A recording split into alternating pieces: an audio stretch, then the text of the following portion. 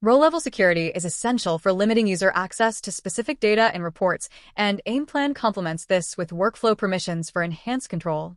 With Aimplan's data input visual, you can manage roles directly in Power BI, streamlining processes and approvals. In this video, we'll explore the backend structure, role assignment, a real-world budget example, and a summary page featuring a status overview. The goal is to manage departmental budgets for expenses as they move through various workflow stages, while ensuring proper oversight.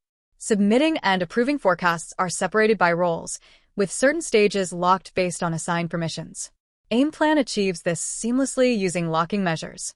The first requirement is to determine what roles should exist. This can be completed with a simple dimension table of the role name and ID. Next, how many different stages are needed?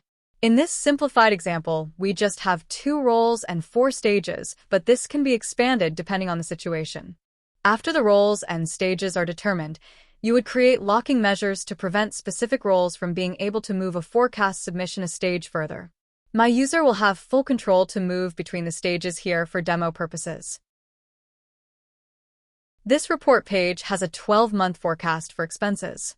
Each department has their own forecast, but for this example, let's plan to submit one for approval and then go over what would happen on the manager side after it's approved.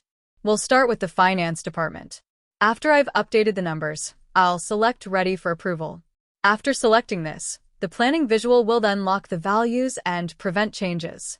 As an analyst, I would not be able to move this forward to the Approved by Manager stage, but I could have a Power Automate flow that notifies my supervisor that this detail is ready for review.